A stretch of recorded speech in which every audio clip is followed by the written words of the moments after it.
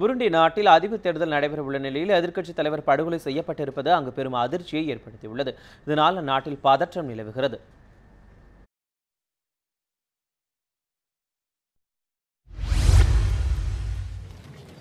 கிழக்கு ஆப்பிரிக்க நாடுகளில் ஒன்றான புருண்டியில் பியாரே நகருன்ஜிசா அதிபராக தற்போது பதவி வகித்து வருகிறார்.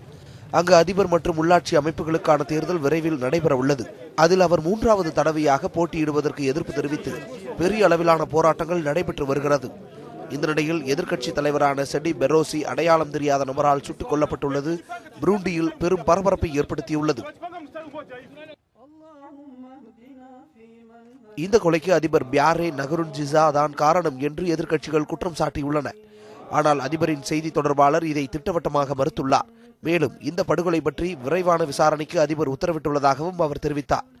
எதிர்க்கட்சி தலைவர் படுகொலை செய்யப்பட்டுள்ள நிலையில் நாடெங்கிலும் வன்முறை சம்பவங்கள் தலைதூக்கும் என்பதால் காவல்துறையினரின் பாதுகாப்பு பல மடங்கு அதிகரிக்கப்பட்டுள்ளது. புருண்டியில் நிலவும் பதற்றமான சூழ்நிலை காரணமாக தாங்கள் பாதுகாப்பாக வாழ்வது கேள்விக்குறியாகியுள்ளதாக பொதுமக்கள் கவலை தெரிவித்துள்ளனர்.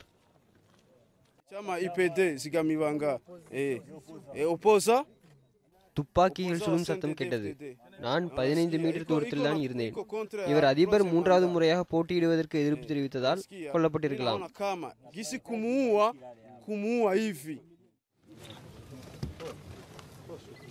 எதிர்க்கட்சி தலைவர் செடி பெரோசியின் உடல் கட்சி தொண்டர்கள் மற்றும் பொதுமக்கள் முன் இறுதி மரியாதை செய்து நல்லடக்கம் செய்யப்பட்டது. தயானந்த், உலக செய்தி பிரிவு, நியூஸ் 7 தமிழ்.